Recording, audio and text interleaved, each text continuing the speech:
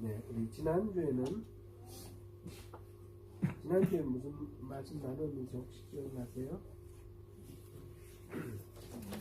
이 유다 사람들이 성전에서 하나님을 섬기면서 동시에 하늘의 여왕을 섬겼다는 그런 내용을 봤습니다.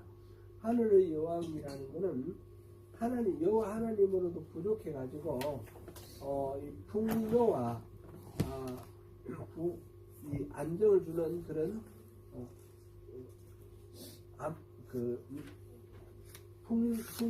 풍년들게 하고 다산과 풍요의 신인 그런 신으로 하늘의 여왕이라는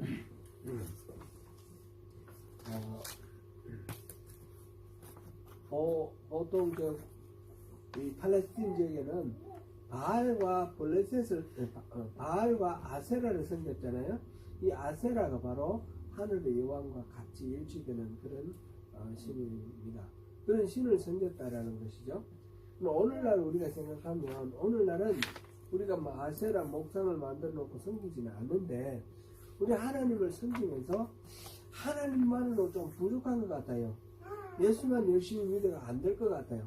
그래서 돈도 좀 많이 벌어야 되고 추세도 좀 해야 되고 이런 식으로 생각하는 내 삶의 안정을 위해서 나의 풍요를 위해서 뭔가 하나님 외에 따로 뭔가 필요하다고 생각하는 이런 게 하늘의 여왕이에요. 그런 식으로 살아가는 삶, 섬기는 그 삶은 하나님을 섬기지만 하나님이 이 섬김을 받지 않는다는 거예요. 오직 하나님 한 분만으로 이 모든 것들이 만족돼야 되는 것입니다.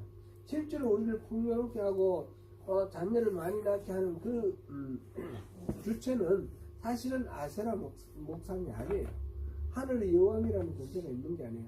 하나님이 그렇게 하시는 건데 그 하나님을 전적으로 의지하지 못하고 따로 신을 만들어서 섬기는 것, 오늘날 같은 돈이 그런 역할을 많이 하는 것 같아요. 우리 삶에 안정을 주는 어떤 다른 존재, 그런 식으로 하는 것은 하나님이 기뻐하지 않는다라는 것을 우리가 보았고요. 오늘은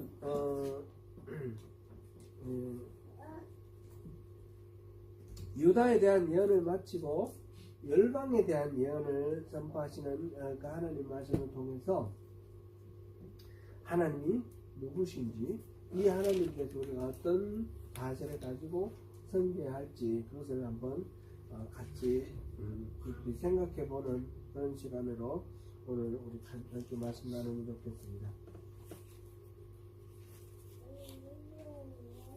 오늘 설교 제목이 열방의 선지자입니다. 열방의 선지자. 예레미야는 별명이 열방의 선지자예요. 선지자들이 많지만 특별히 열방의 선지자 하면 예레미야를 떠올립니다. 물론 그렇다고 해서 유대 말고 다른 민족을 위해서 예언한 사람이 없느냐? 그건 아니에요.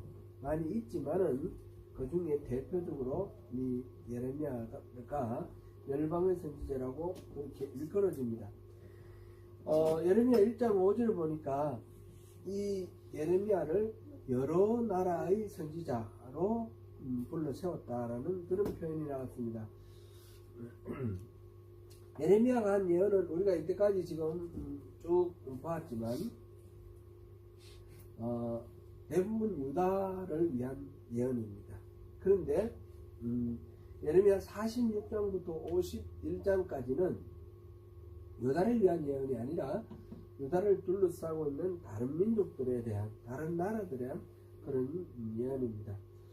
그래서 이 여러 개정 개혁의 여러 나라로 번역되었고, 또 이전에 보면 열방, 즉 열방의 선지자, 그렇게 말하는 이 열방, 열자가 10을 나타내는 열이 아니고 쭉 나열되어 있다 할 때 어린 열자, 여러 나라를 뜻이고요. 그 다음에 만국 할 때 만, 이 1만만 자는 세어서 1만이라는 뜻이 아니고 모든 나라를 뜻이에요. 모든 나라. 만백성 하면 모든 백성들 뜻이죠. 그리고 민족, 여러 민족, 모든 민족 이렇게 말할 때 뭇민족 그러죠. 이렇게 다양하게 번역이 되는데 영어로는 보면 대체로 all nations 이렇게 번역이 됩니다. 같은 그런 의미입니다. 열국이나 만국이나 열방이나 여러 나라나 바로 예레미야는 여러 나라들, 이 유다 이외의 여러 나라들을 향한 하나님의 그 예언까지 한 선지자라는 거죠. 이 말은 이제 하나님은 유다 백성, 이스라엘 백성들만의 하나님이 아니라는 걸 나타내죠. 여러 나라에게도 다 하나님은 바로 우리가 아는 그 여호와 하나님이 모든 민족, 모든 나라의 하나님이다라는 그런 의미를 갖습니다. 인간의 삶은 모든 영역에서 창조주 하나님과 연결이 되어 있습니다. 사람들은 의식하든지 의식하지 못하든지. 그런 점에서 우리가 자세히 들다 보면 하나님은 뭐 이스라엘이 있는 팔레스틴 지방 그 지방에만 묶여 있는 신이 아니라는 거죠. 모든 지구 전역에 하나님은 모든 전역의 일들을 다 다스리시고 지구 전역뿐만 아니라 우주, 온 우주 전체를 지으시고 통치하시고 다스리시는 분이 하나님이시죠. 요즘 제가 이제 별 이런 게 이렇게 유튜브에 이렇게 나오니까 바라보면 너무 대단해요. 그죠? 여러분 한번 생각해 보세요. 보이저 13호인가? 그게 이제 태양계를 벗어나서 완전히 저 바깥으로 나갔는데 명왕성 있는데 거기서 이 보이저가 카메라 방향을 반대로 돌려가지고 지구를 향해서 사진을 찍었는데 이렇게 하얀 그런 별들, 수많은 별들이 있는 가운데 파란색, 우리가 보는 블루 스카이, 파란색 점이 하나가 딱 찍혀 있어요. 그게 바로 지구예요, 지구. 그런 태양계만 해도 지구가 겨우 점만 찍힐 정도로 그렇게 큰데 이 태양계가 수천억 개가 모여서 우리가 속해 있는 은하계가 있단 말이죠. 이 우리가 속해 있는 은하계에 태양이 수천억 개가 있다는 거예요. 그런데 이런 은하계가 우리가 속한 이런 은하계가 또 수천억 개가 우주 안에 있다는 거예요. 그러니까 얼마나 대단합니까? 하나님은 그 모든 우주를 다 다스리고 계셔요. 이게 서로 부닥치지 않고 이렇게 돌아가는 것, 때로는 좀 충돌해서 또 새로운 우주를 만들어내는 것, 이런 모든 것들을 과학자들이 열심히 연구를 하는데, 이게 뭐, 여러 가지들, 이론이 있지 않습니까? 왜 태양을 중심으로 우리 행성들이 정확하게 돌아가는가? 왜 안으로 끌려 들어가지 않고, 우주로 날아가지 않고, 이렇게 딱 그 궤도로 돌아가느냐? 그 힘이 이제 원심력과 구심력의 균형 이루고, 근데 그 힘은 어디서 나왔습니까? 그 힘은 이제 기본적으로 중력에서 나왔습니다. 그렇죠? 그 중력은 누가 만들었습니까? 과학자들은 설명할 수 없어요. 그런 거 있더라라는 거지. 이런 게 있더라라는 거지. 그런 게 어디서 나왔습니까? 그런 거는 무에서 유가 무에서 유는 생기지 않습니다. 과학적으로 보면. 그죠? 그럼 이 우주가 있다는 거는 뭔가, 무에서 유를 창조하는 그런 과정이 있었다는 거죠. 그러니까 우리가 창조주를 믿지 않을 수가 없는 겁니다. 과학을 공부하는 과학자들이 대부분 신을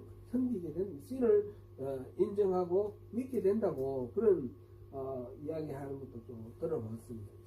이 하나님을 너무 좁게 해가지고 이스라엘만의 하나님 그렇게 생각하는 게 틀렸다는 게 예레미야 이야기고요.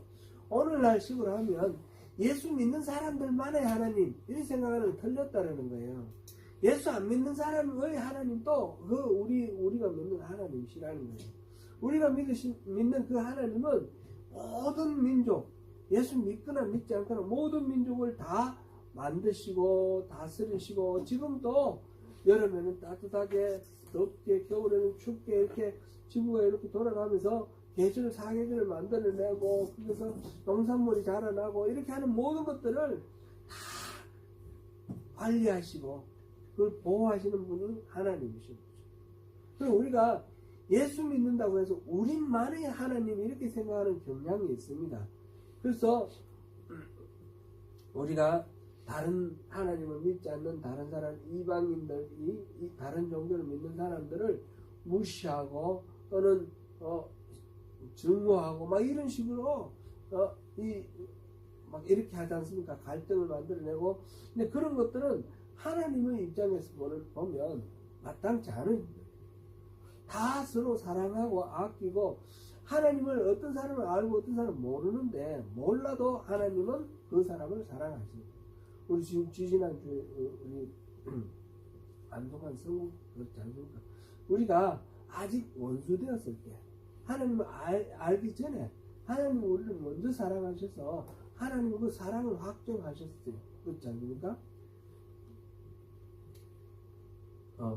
예레미야는 그래서 일평생 이 편협한 종교주의에 반대를 하면서 싸웠습니다. 성전에서 그 짐승 잡아서 제사 잘 드리고 막 좋은 재물을 갖다가 바치고, 그렇게 하면 모든 것들이 다 하나님을 기쁘시게 하고 하나님이 다 자기들을 잘 편안하게 만들어 줄 거라고 생각하고, 그 일에 종사하는 제사장이나 왕이나 뭐 이런 사람들은 뭔가 큰 특권을 가진 것처럼 우리는 하나님과 가까워, 그러면서 백성들보다 더 높은 자리에서 군림하고, 심지어는 선지자까지 그렇습니다.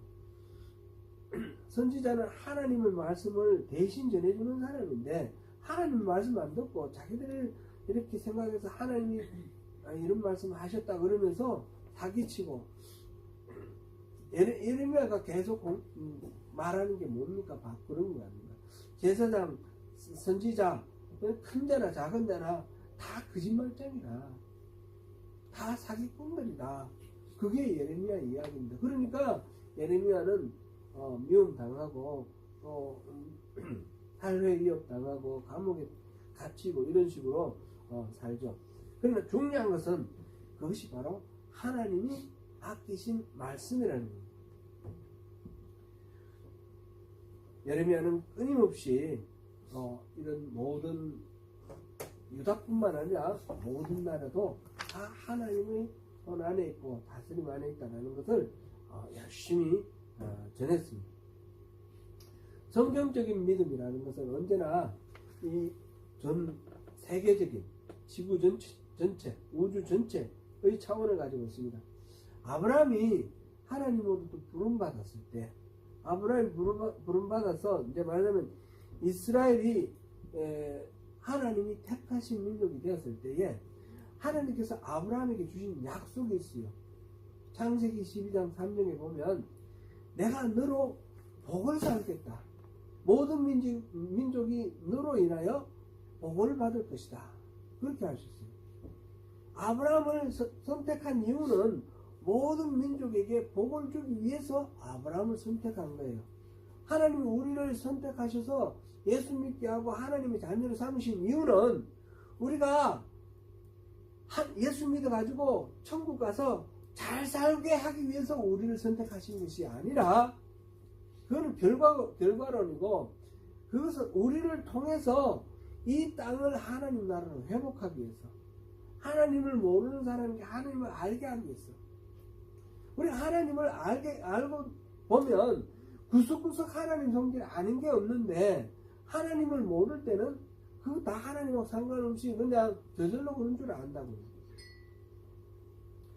오늘 제가 이거 미리 양해를 구한 거 아닌데, 우리 남인숙 중도님이 차 타고 오면서 그런 말 했어요. 예레미야라는 말을 전에는 턱도 보도 못했는데 요즘 설교를, 예레미야 설교를 들으니까 여러 군데서 예레미야 소리를 듣는다는 거예요. 어디서 들은지 제가 안 물어봤어요. 근데 그렇죠? 제가 처음 이민 왔을 때 저를 도와주시는 분이 차를 뭘 사면 좋겠냐. 그래 내가 이제 교회를 이렇게 할 거니까 애들도 좀 태워다니고 좀 큼지막하면 좋겠다 그랬더니 오디세이, 혼다 오디세이 사라 그랬어요. 그럼 혼다 오디세이 맞죠? 그런데 저 그런 본 적이 없습니다. 그거 어떻게 생겼어요? 이렇게 물었어요. 그러고 난 게 보니까 길가에 혼다 오디세이 투성이에요. 한 2대 지나가면 혼다 오디세이 지나가고, 우리가 모를 때는 그게 눈에 안 들어오고 인식이 안 되지만 알고 보면 막 깔려 있다는 거죠. 하나님의 성질도 그런 거 아닙니까? 우리 하나님 모를 때는 이거 다 저절로 들어가는 줄 알고 하나님 없는 줄 알지만 하나님이 이런 걸 베푸셨다는 것을 우리가 깨닫고부터 보면 모든 곳에서 하나님 성질이 우리가 발견이 되는 것입니다. 이게 우리 복 아니겠습니까? 그렇죠?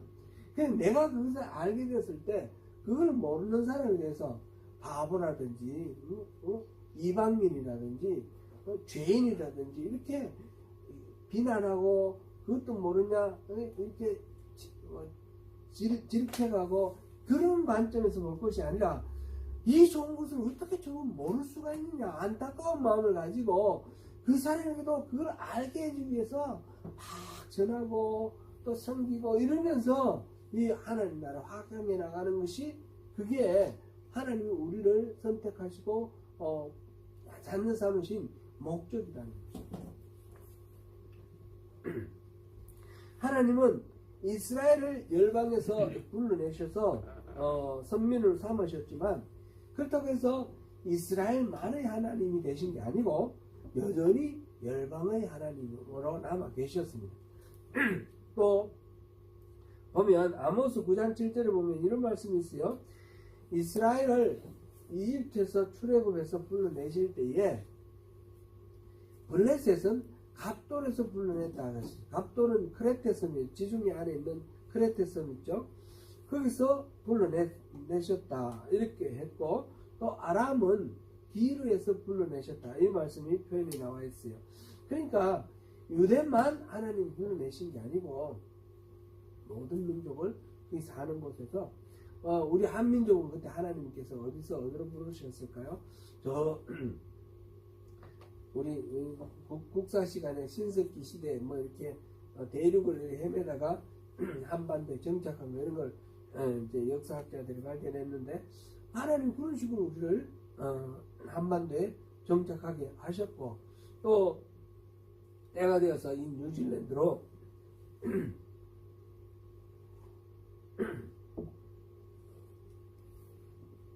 이 뉴질랜드로 부르신 분도 바로 하나님이시죠. 이 뉴질랜드도 하나님의 통치 아래 있습니다. 요한계시록에 보면 최후의 환상이 나와 있는데 21장, 22장에 새 예루살렘이 나오는데 그 새 예루살렘에서 만국이 하나님의 영광의 빛 가운데 지나간다. 그렇게 21장 24절에 기록되어 있고 그 다음에 22장에 들어가면 생수의 생명의 강이 막 흐르는데 그 옆에 생명나무들이 막 자라요. 그 생명나무에 열매가 맺히고 이파리가 있는데 그 이파리는 왜 생겼냐? 만국을 치유하기 위해서 생겼다고 했어요. 이때 만국, 열국 같은 말이라고 그랬죠. 이스라엘만이 아니라 모든 이것을 위해서 하나님께서 일하고 계시고 지금 또 우리를 통해서 또 그것을 확장하기를 원하시면서 우리에게 은혜 주시고 우리를 새롭게 창조해 가시는 것입니다. 예레미야는 바로 그런 열방의 선지자, 여러 나라 선지자라고 불리지만 근데 이 예레미야는 외국에 나가본 적이 없어요. 아마 여권도 안 만들었을 거야. 그 자기 고향이 아나돗인데 아나돗이 예루살렘에서 한 15km 떨어졌어요. 거기 아나돗에서 자기 이제 예루살렘을 주무대로 했고 거기를 벗어나지는 않았어요. 나중에 이제 유다가 멸망하고 그 총독이 우리 새벽 예배 때 우리 쭉 내용을 살펴보셨을 거라고 생각되는데 그 메소포타미아 바벨론이 그달랴라는 사람을 총독으로 세워놨는데 이 왕족인 이스마엘이 그달랴를 암살해버리고 그때 이제 군사령관인 요하난이 백성들을 모아가지고 바벨론에 혹시 복수할까봐 이집트로 끌고 갑니다. 그죠? 이집트로 끌고 가는데 그때 이 예레미야는 그리로 가면 안 된다고. 그때 이제 요하난이 예레미야께 물어봤다면 하나님이 뭐라고 말씀하시냐. 그래서 하나님께 열흘 동안 기도하고 그 다음에 이 예레미야가 받은 하나님의 말씀은 이곳에 머물러라는 것이었습니다. 우리 지지난주에 우리가 함께 살펴본 말씀이었죠. 그랬는데 그 말을 듣자마자 예레미야를 거짓말쟁이라고 그러고, 하나님 그런 말 했을 리가 없어 그러고는 자기들 원하는 데 외국으로 가는 거예요. 하나님 뭐라고 말씀하시냐, 묻지를 말지. 물어놓고는 하나님 말씀 듣고는 거짓말쟁이라고 하는 게, 이게 사실상 보면 우리가 원하는 대로 하나님 응답 안 하시면, 그거 말고요 하나님, 그리고 이거 하나님 음성이 아닐 거야 그러면서 내가 원하는 답이 나올 때까지 막 기도하고 막 그러지 않습니까? 이게 다 비슷한 거예요. 비슷한 우리 죄인들의 속성입니다. 하나님 말씀하고 우리가 겸손하게 끼어져서 있는 그대로 받아들이고 순종해야 되는데, 하나님 말씀을 듣는 것은 순종하지 않으면 들을 필요가 없어요. 듣는 것이 오히려 재앙이 됩니다. 하나님 음성 듣기를 원하십니까? 아멘? 그러면 우리 순종할 마음으로 듣겠습니다. 구하면 하나님 들려주시는 거예요. 그때 이제 이집트에 예레미야가 끌려가서 이집트에서 죽었습니다. 그러나 왜 이 외국에 한 번도 안 가본 이 예레미야가 열국의 선지자가 되느냐? 그 예언하는 말의 내용이 열국에 해당되는 열국의 운명, 하나님이 열국을 향해서 어떻게 하실 것인지 하나님의 계획을 전하는 그런 선지자였기 때문에 열국의 선지자다 그렇게 부르는 것이죠. 이 부분에 대해서 우리가 기억할 것은 우리만의 하나님이 아니라 모두의 하나님이다라는 것을 이제 기억해야 됩니다. 그리고 새벽 예배 준비하면서 계속 느끼는 건데, 이 예레미야가 열국에 대해서 예언을 할 때에 정말 그 내용 묘사하는 게 아주 시적이고 아주 아름다운 그런 표현이고, 그 열국에 대해서 아주 존중하는 태도를 가지고 있고 아주 세심하게 상대를 배려하는 그런 태도라는 것을 느껴요. 유진 피터슨이 이 부분에 대해서 주와 함께 달려가리라 하는 그 책에 이렇게 표현해놨던데, 겸손과 집중력과 흥겨움, 이 세 가지 단어를 이렇게 예레미야의 이 예언 내용을 표현을 했습니다. 아주 상대를, 이 열국을 아주 존중했다라는 것, 겸손. 그리고 아주 그 내용을 집약적으로 아주 핵심적인 내용을 잘 집중했다라는 것. 그리고 그것을 전달하는, 하나님 말씀을 전달하는 그 내용이 방법이 굉장히 아름다운 말, 적절한 말, 물론 슬픔은 슬프게, 고통은 고통스럽게 하는데 아주 적절하게 잘 표현을 했다라는 그런 면에서 흥겨움이라고 표현했고요. 아주 문학적으로 세련된 그런 예언이다 그런 생각이 듭니다. 사실 이 예레미야서 여러 번 읽으면서도 이런 부분은 좀 집중해서 읽기가 어려워가지고 그냥 다독할 때 그냥 쭉 지나갔는데, 지나갈 때는 무슨 뜻인지 모르고 좀 지루하기도 하고 그랬는데, 이 짧게 끊어가지고 이렇게 읽어보니까 내용이 참 깊고 참 표현이 아름다운 그런 표현이었습니다.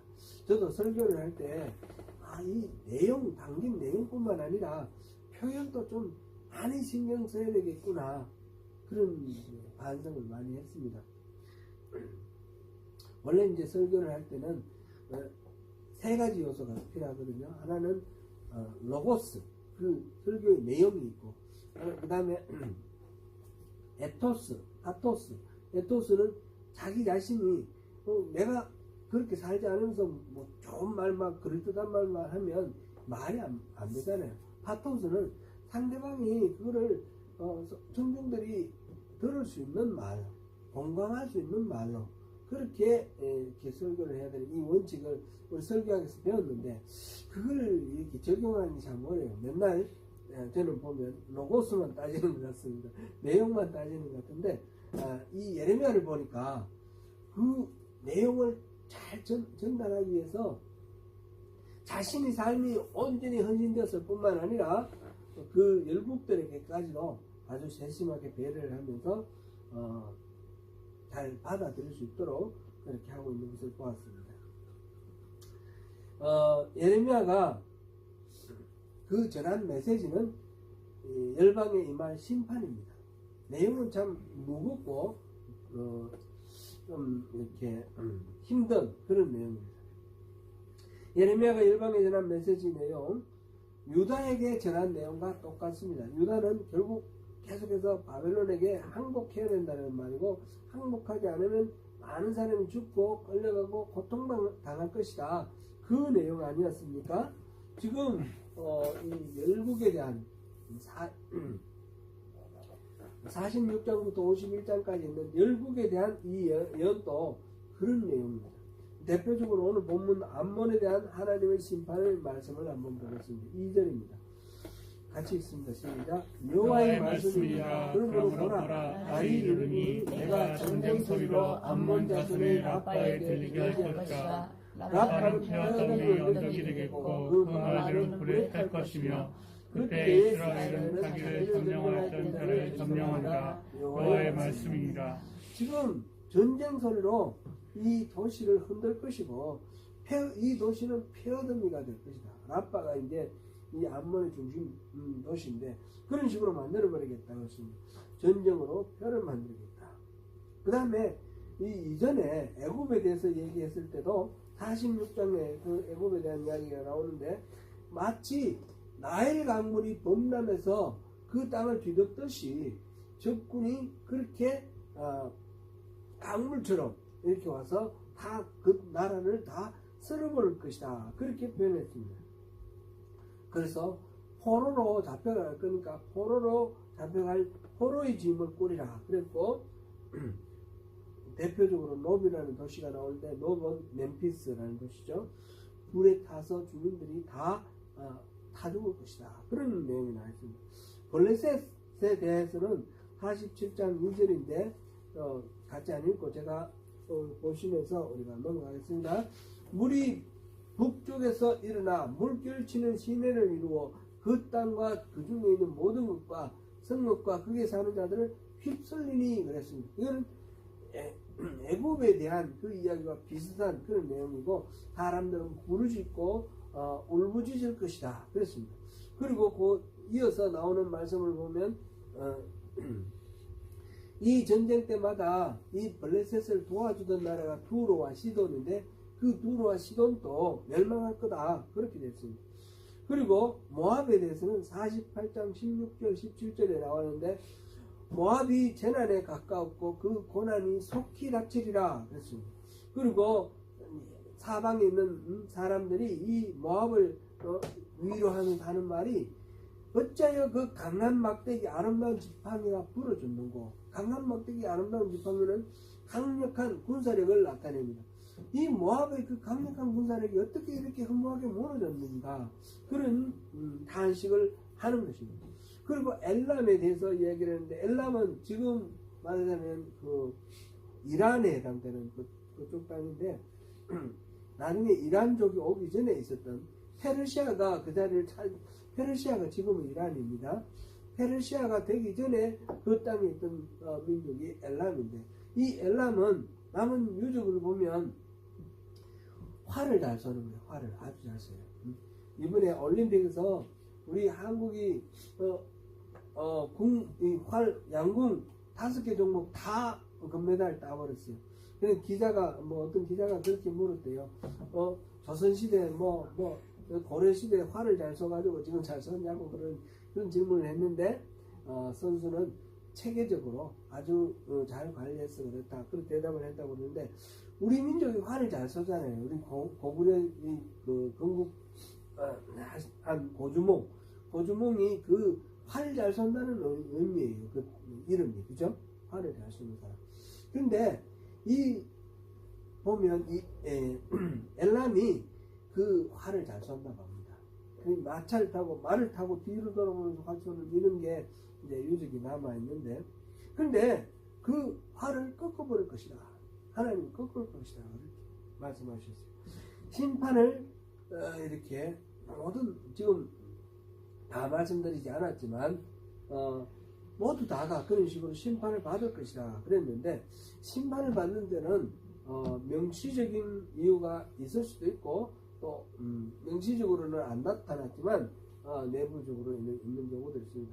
암몬의 사례, 오늘 본문을 암몬을 봤으니까 암몬에는 왜 이렇게 망했는가 그 이유를 한번 보겠습니다. 4절 같이 읽어봅니다.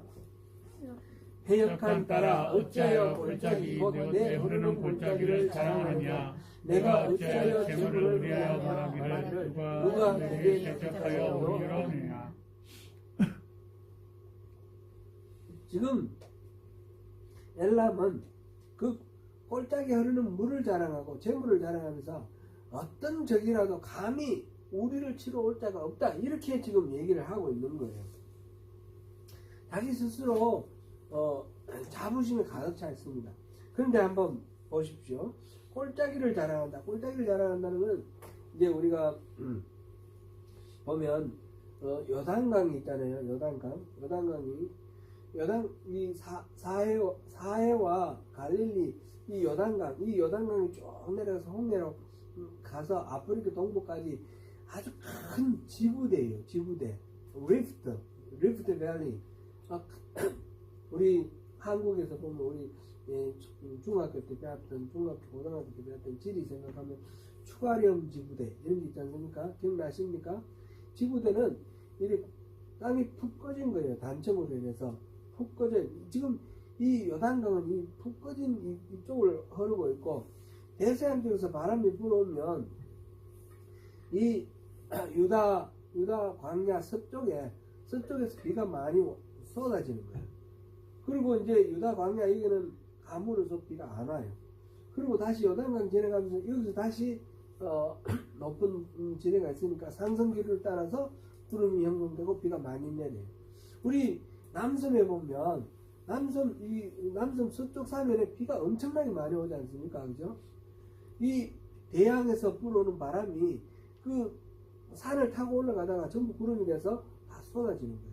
그러면 동쪽 사면에는 가물어지는 거죠. 이게 이제 지리적으로 그렇게 된 거죠. 지금 여기 아르논강, 야복강, 아르묵강 이 강이 흐르는 요르단 동쪽 지방 이 이제 트랜스 요르단이라고 해요. 트랜스 요르단 그 고지대를 지금 요르단의 영토 안에 있는데, 그죠? 거기에는 비가 많이 오고 골짜기로 물이 많이 흘러가는 거죠. 그 골짜기로 물이 많으면 뭐 어떻겠습니까? 농사가 잘 됐겠죠. 근데 이제 급격한 급경사라서 논농사나 뭐 이런 식으로 되는 게 아니라 주로 포도가 많이 됩니다. 모압에 대한 이야기에서도 우리가 보면 포도와 포도주의 이야기가 나왔는데, 이 암몬도 포도와 포도주가 많이 생산되는 그런 지역입니다. 그러니까 자신들이 이 농사를 잘 지어서 부강하게 되었는데 자랑으로 여기는 거죠. 그런데 이렇게 동쪽 사면으로 급경사를 이루어서 많은 비가 많이 와서 물이 많이 흐르게 한 거는 흔히 말하면 천혜의 자연 조건 이렇게 말하면 하늘이 베풀어 준 자연의 조건 이렇게 말하죠. 누가 만들었습니까? 하나님이 그렇게 만들어 놓으신 거예요. 그러면 당연히 자기들이 누리는 이 모든 풍요로움에 대해서 하나님께 감사를 해야 되죠. 하나님께 감사할 줄 모르고 우리는 이런 걸 노리고 있어 그러면서 자랑하고 있는 거예요. 그게 지금 심판을 받을 이유가 되는 겁니다. 하나님의 심판을 받는 이유는 왜냐? 이렇게 자기들 하나님이 베푸신 은혜를 하나님을 모르고 스스로 교만한 거예요. 우리는 이 정도야. 누가 감히 우리를 쳐들어와? 그러면서 자기들이 강하다고 그러고 잘 산다고 그러고 윤택하다고 그러고 그러면서 스스로 자랑하고 있습니다. 이 암몬과 이 모압이 비슷한데, 하나님이 베풀어 주신 은혜를 모르고 스스로 공로로 생각하면 감사할 줄 모르고 교만해집니다. 그래서 잠언 16장 18절에 보면 교만은 해망의 선봉이다. 그런 표현이 나왔습니다. 하나님이 인간에 대해서 인간의 성품 가운데 제일 싫어하는 게 교만입니다. 교만한 자는 절대로 하나님의 그 마음을 만족을 드릴 수가 없습니다. 교만은 기본적으로 자기중심적이지 않습니까? 자기가 잘났다고 생각하는 거고, 모든 하나님이 베푸신 은혜를 다 자기 것으로 생각하고, 그렇게 생각합니다. 우리가 뭐 예를 들어서 올림픽에 가서 금메달을 땄다 그러면 내가 열심히 훈련해서 금메달을 땄죠. 물론 맞죠. 그러나 보면 그렇게 운동을 잘할 수 있는 운동신경과 그런 어떤 체력, 기본 바탕은 타고나는 거예요. 그렇지 않습니까? 이종범 선수의 아들 이정우는 야구를 타고났어요. 누구도 훈련해서는 갈 수가 없어요. 제가 고등학교 때 생각해보면 저희 고등학교에서 축구가 있었어요. 축구가 있었는데 축구 선수가 오전은 수업 들어오고 오후부터는 이제 나가서 이제 계속 훈련을 하는데 제가 다닐 때에 국가대표도 많이 나왔어요. 뭐 혹시 여러분 기억나실지 모르겠는데 변병주 뭐 여러 명이 있었습니다. 그랬는데 타고난 애들하고 열심히 노력하는 애들하고 열심히 노력해도 안 돼요. 어떤 친구는 남들 다 잘 때도 잠 안 자고 열심히 그 등불 밑에 가서 열심히 하는데 아무리 열심히 해도 그냥 안 되더라고요. 나중에 잘하는 애들 묻어서 대학교 갔는데 대학교 가서는 딴 거로 바꿔였죠. 열심히 노력해야 돼요. 그렇지만 기본적으로 타고나야 되는 거죠. 타고나는 걸 바탕으로 해서 열심히 노력. 타고났는데 열심히 노력 안 하면 또 그것도 아무것도 아니겠죠. 근데 이거를 하나님의 은혜로 생각 안 하고 나는 이 정도야. 예를 들어서 뭐 학교에서 뭐 시험 잘 치는 거, 잘 외우고, 잘 암기하고, 잘 응용하고 이런 거 공부 잘한다. 공부 잘하는 거는 지가 잘난 겁니까? 타고난 겁니다. 그렇죠? 목소리가 아주 꾀꼬리 같아요. 조수미 같이. 이런 거는 어떤 겁니까? 타고난 겁니다. 그렇죠? 이거는 아주 최고로 타고난 사람도 있고 조금 타고난 사람도 있고 있지만 모두 다가 어떤 것이나 다 하나님이 주신 은혜이고 선물인 것입니다. 이게 하나님의 선물이다 은혜다 감사할 줄 알면 겸손해지는데 그러지 않으면 나는 이 정도야 하면서 다른 사람들을 무시하고 얕보고 자기가 잘난 척하고 굴림하고 이런 교만이 되는 것입니다. 교만은 망하는 길입니다. 지금 암몬과 모압과 애굽과 이런 열방에 대해서 하나님이 주시는 말씀을 보면 다 그러한 부분입니다. 다 자기가 군사력으로 강하다, 경제력으로 강하다 자랑을 하는데 그 자부심을 느끼는데 다 하나님이 주신 은혜인데 그거를 모르고 스스로 교만합니다. 그러나 하나님께서는 이렇게 심판하는 것으로 끝나시는 것이 아니라 열방의 선지자 예레미야를 통해서 하나님은 항상 회복의 소망을 함께 주십니다. 오늘 본문 49장 6절을 우리 같이 한번 보시겠습니다. 그러나 그 후에 내가 암몬 자손의 볼을 돌아가게 하리라. 여호와의 말씀입니다. 암몬에 대해서 지금 심판을 쭉 얘기하고 마지막 6절에 돌아가게 하리라. 그 말씀을 하셨어요. 비록 단 한 줄의 짧은 메시지만 그곳에 소망이 있습니다. 애굽에게도 구원의 소망을 말씀하셨습니다. 46장 26절에 그럴지라도 그 후에는 그 땅이 이전같이 사람 살 곳이 되리라. 이렇게 회복을 약속하셨습니다. 모압에게도 이렇게 말씀하셨습니다. 48장 47절입니다. 그러나 내가 마지막 날에 모압의 포로를 돌려보내리라. 여호와의 말씀이니라. 모압의 심판은 여기까지니라. 그렇게 말씀하셨습니다. 엘람에게도 약속하셨습니다. 엘람 활을 꺾어버리겠다 하셨죠. 그런데 49장 39절에 그러나 말일에 이르러 내가 엘람의 포로를 돌아가게 하리라. 지금 모든 민족에게 다 똑같이 그렇게 하지는 않지만 대부분에게는 그렇게 명시적으로 심판의 메시지와 함께 회복의 메시지를 같이 이렇게 담아 주셨습니다. 이것은 하나님이 하시는 이 심판이 복수에 찬 그런 정오의 심판이 아니라는 것을 나타내고 있습니다. 하나님은 그 범죄하는 자들을 미워하고 싫어하고 죄를 싫어하는 것이지만 그들을 진멸해버리고 끝장내버리려고 심판을 하시는 것이 아닙니다. 이 심판의 메시지, 이거는 경고 아닙니까 또? 그러니까 심판이 있기 전에 미리 말씀하시고 그거를 회복하고 돌이키고 회개하고 고치기를 위해서 그렇게 말씀하시는 것입니다. 징계는 하나님의 사랑의 표현입니다. 히브리서 12장 10절에서 11절 우리 같이 보시겠습니다. 그들은 잠시 자기 뜻대로 우리를 징계하였거니와 오직 하나님은 우리의 유익을 위하여 그의 거룩하심에 참여하게 하시느니라. 무릇 징계가 당신은 즐거워 보이지 않고 슬퍼 보이나 후에 그로 말미암아 연단받은 자들은 의와 평강의 열매를 맺느니라. 하나님은 이 징계를 하시는데 징계가 훈련입니다. 훈련.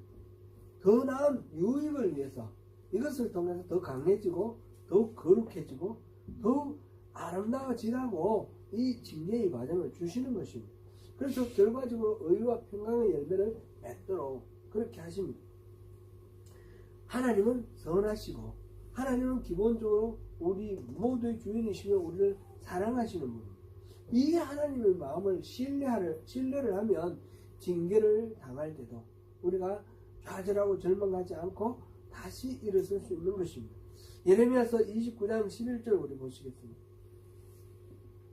여호와의 말씀이니라 너희를 향한 나의 생각은 내가 하나니 평안이요 재앙이 아니니라. 너희에게 미래와 희망을 주는 것이니라. 사랑하는 성도 여러분, 우리 삶 속에 때로는 우리가 감당하지 못할 그런 고통, 고난 이런 것들이 밀려올 때가 있습니다. 그것이 징계로 느껴질 때가 있습니다.